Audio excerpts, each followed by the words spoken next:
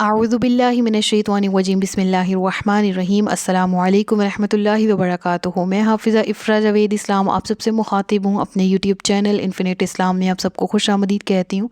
उम्मीद करती हूँ आप सब खैरियत से होंगे, ज़िंदगी पुरसकून पुरइत्मीनान और ईमान बिलखैर गुज़र रही होगी। आज के सबक में हम बाकायदा आगाज़ करने जा रहे हैं सूरतुल फुरक़ान का। आज हम इसका तारुफ़ पढ़ेंगे और इंशाअल्लाह अपकमिंग लेक्चर्स में हम इसके तर्जुमा और तफसीर को कवर करने की, सीखने की, सिखाने की कोशिश करेंगे। तो तारुफ़ में सबसे पहले इसका मुकाम नुज़ूल आ जाता है। सूरतुल फुरक़ान मक्का मुकरमा में नाजिल हुई, मक्की सूरा है। मानी और मफ़हूम के एतबार से भी अगर हम इसके मज़ामीन पर एक दफ़ा नज़र डालें तो तमाम मज़ामीन हमें ये बताते हैं कि ये मक्की सूरा है जिनमें तौहीद का, रिसालत का, क़यामत के दिन का और मुशरिकीन के जो बातिल अकायद हैं उनके रद्द का कसरत से ज़िक्र है। ठीक है, रुकू और आयात की तादाद के बारे में बात करें तो 6 रुकू हैं, 77 वर्सेस हैं इस सूरा की। और इस सूरा का नाम अल फुरक़ान रखने की वजह क्या है? पहली ही आयत है उसमें तबारकल्लज़ी नज़्ज़लल फ़ुरक़ान, ठीक है, फ़ुरक़ान का ज़िक्र किया गया, लफ्ज़ फ़ुरक़ान मौजूद है पहली आयत में। ठीक है, और इसी मुनासबत से इस सूरा का नाम जो है वो फ़ुरक़ान रखा गया, यानी फ़र्क करने वाली, फ़ैसला करने वाली। ठीक है, और इस लफ्ज़ की मज़ीद तफ़सीलात हम पहली आयत की तफ़सीर जब सीखेंगे तो इंशाअल्लाह उसमें ही कवर करेंगे। सूरतुल फुरक़ान के मज़ामीन के बारे में अगर बात करें तो इब्तिदाई आयतों में इस सूरा का जो मा हासिल है बड़ी जामइयत से बयान फरमा दिया गया है। इस सूरा की बिल्कुल इब्तिदा में और थ्रू आउट द होल सूरा अगर हम मफ़हूम को देखें तो समरी के लिहाज से कुरान है, रिसालत और तौहीद, इन 3 मौज़ूआत पर बहुत तफ़सील से आयात मज़कूर हैं और हमें सिखाया जा रहा है कि कुरान बहैसियत किताब किस तरह से मौजज़ा है, रिसालत की अहमियत क्या है और तौहीद की अहमियत क्या है एक बंदा मोमिन के लिए और एक इंसान के लिए कि वो तौहीद पर, अक़ीदा तौहीद पर ईमान लाए, अक़ीदा रिसालत को अपनाए, कुरान जैसे किताब से रुश्त व हिदायत हासिल करे। ठीक है, और इसके बाद इनमें से हर एक मौजू पर मुश्रिकीन के जो एतराज़ात हैं उनके शुबहात को भी दूर किया गया। यानी कुरान है, मुश्रिकीन का इन पे क्या एतराज़ है, उनके शुबहात को दूर किया गया।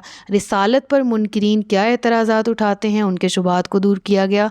तौहीद से मुतालिक उनके क्या शुबहात हैं, उनको दूर किया गया। ठीक है, उसका ज़िक्र किया गया और अपने मौसर अंदाज़ बयां और मखसूस तर्ज़ खिताबत से उनके जवाबात भी दिए गए और इनके शकूक का अज़ाला किया गया। सारी सूरा में अगर हम गौर करें तो दीगर ज़िमनी मसाइल के अलावा यही 3 बुनियादी बातें हैं जो हम पढ़ने जा रहे हैं। इसके अलावा इस सूरा के दीगर बहुत से मज़ामीन हैं और वो क्या हैं कि इस सूरा की इब्तिदा में अल्लाह तबारक व तआला की तारीफ़, उसकी सना, उसकी अज़मत और शान, औलाद और शिर्क से रब्बुल आलमीन के पाक होने को बयान किया गया है। इसके बाद कुरान पाक पर और नबी पाक सल्लल्लाहु अलैहि वसल्लम के ज़ात पर, उनकी ज़ात करीम पर जो कुफ़ार हैं उनकी तरफ से लगाए गए एतराज़ात का ज़िक्र करके उनका रद्द किया गया है। क़यामत के दिन को झुटलाने वाले काफिरों की हौलनाक सज़ा बयान की गई है।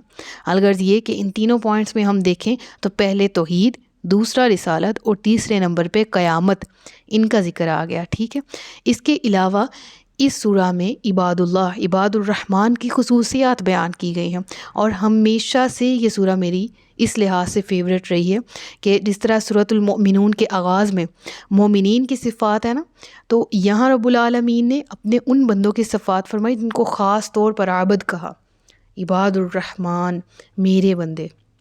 मेरे बंदे तो वो हैं कौन, फिर उनका ज़िक्र पूरे रुकू में इन लिस्ट कर दिया गया। ठीक है, ये बंदे हैं जो कि मेरे हैं, मेरे।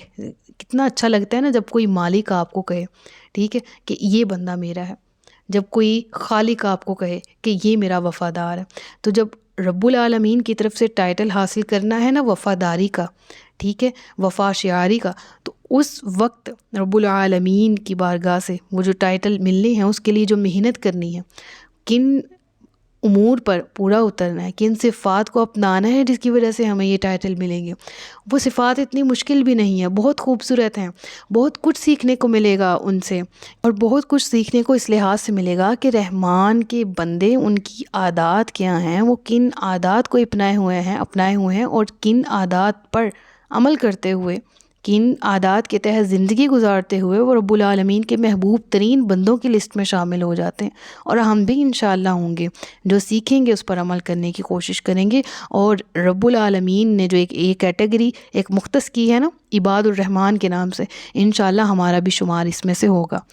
تو ان آیات میں آقا علیہ الصلوۃ والسلام کو تسلی دی جاتی ہے سورۃ الفرقان کی، اور ان میں واقعات بیان کیے جاتے ہیں حضرت موسیٰ علیہ الصلوۃ والسلام کی قوم اور حضرت نوح، قوم عاد، قوم سمود، اصحاب الرس اور قوم لوط کے واقعات بیان کیے جاتے ہیں آقا علیہ الصلوۃ والسلام کو تسلی دینے کو کہ یا رسول اللہ آپ پر محض پہنچا دینا ہے، یہ اپنے اعمال کے خوب جواب دہ ہیں، جس طرح گزشتہ قوموں نے اپنے انبیاء کو جھٹلایا، ان کے ساتھ سلوک ہوا، ان کے ساتھ بھی ویسا ہی ہوگا۔ اور اصحاب الرس کی ڈیٹیل ہم پڑھنے جا رہے ہیں، باقی قوموں کا ہم نے ذکر پڑھ لیا، سورہ ہود میں بھی ڈیٹیلز آ چکی، سورۃ الاعراف میں بھی، سورۃ طٰہٰ میں بھی ان کی ڈیٹیلز پڑھ چکے، تو انشاءاللہ عز و جل یہاں پر بھی ان انبیاء کا ذکر کرنے کے بعد اصحاب الرس کا تعارف پڑھیں گے کہ آیا یہ کون سی قوم تھی اور اس نے کیا جرم کیا جس کی وجہ سے یہ عذاب کا شکار ہو گئی۔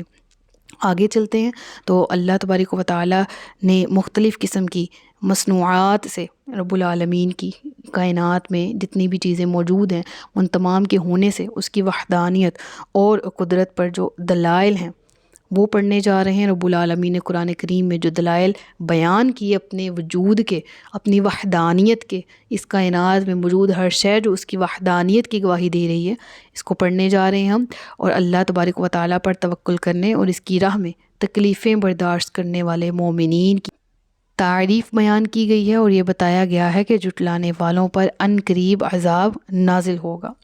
یہ سورہ چونکہ سورہ نور کے بعد آتی ہے، تو سورہ نور کا تعلق اس سورہ سے کیسے ہے اس کو تھوڑا سا پڑھ لیتے ہیں کہ سورہ نور کے آخر میں بیان کیا گیا کہ زمین و آسماں اور ان میں موجودات تمام چیزیں رب العالمین ہی ان کا خالق اور مالک ہے، اور بالکل اسی طرح سورہ فرقان کی ابتدا میں زمین و آسماں کے مالک رب تعالیٰ کی عظمت و شان بیان کی گئی ہے کہ وہ اولاد سے پاک ہے اور اس کی ملکیت میں اس کا کوئی دوسرا شریک نہیں ہے۔